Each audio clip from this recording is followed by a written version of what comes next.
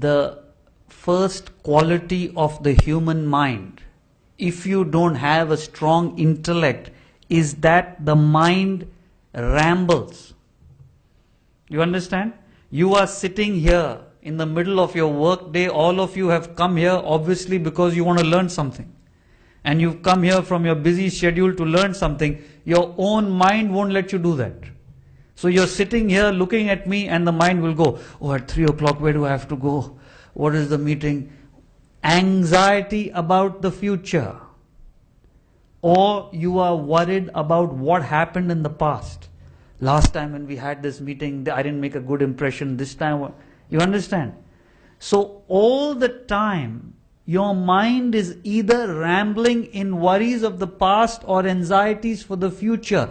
This destroys your peace and productivity.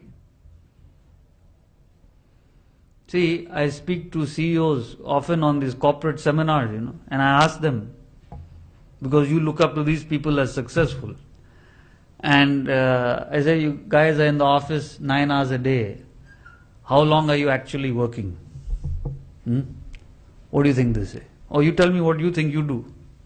Even if your boss is here, don't worry. You understand? Because he's in the same position. So don't worry about it. See, what I mean is, once you understand your mind is always rambling in the past and the future, what do you think? Suppose you're in the office 9 hours. How much are you actually in the present focusing on that work of that time? How much do you think? Less than an hour. You don't have to be that humble. How can you work there? Your boss is not here, no? What exactly work means? Focusing on at that moment what you're supposed to be doing. Whatever you've been wanting to do. See, like over here, you've come here wanting to listen to this. Right now your work is to listen to what I'm saying. Your own mind won't let you. It'll go into, I told you, next meeting or previous meeting or what happened, what will happen. So what do you think in the whole day? What do you think it is? He says an hour, okay. 3 hours, okay. Anybody else? 6 hours. 6 hours is fab. You must be a big shot.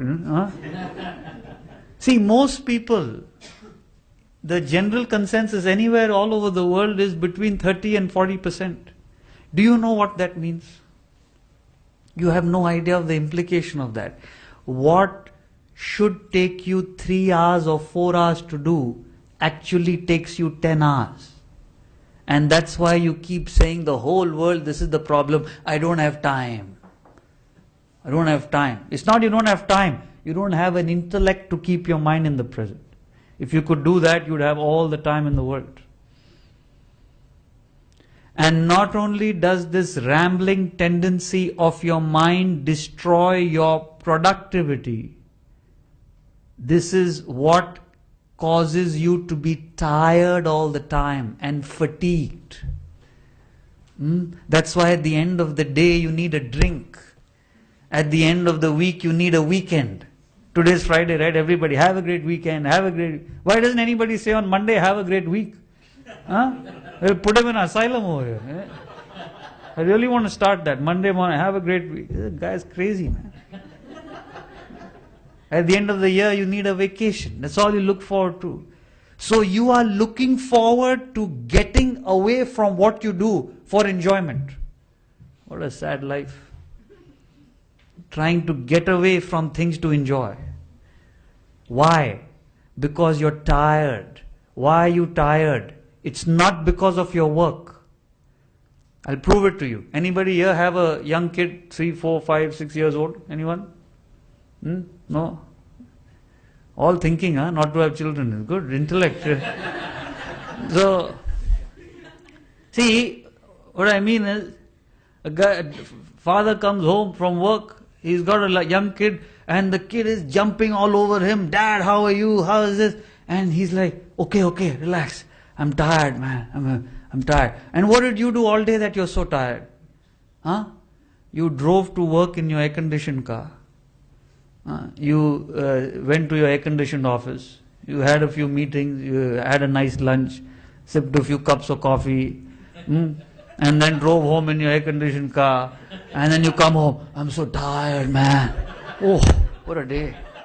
Huh? And your son who's been jumping, kicking, dancing, running around all day, he's so full of energy, right? Why is that? Physically, you have far more strength than him. You can pick him up and toss him around. There's no comparison. And yet you are tired when he's so energetic.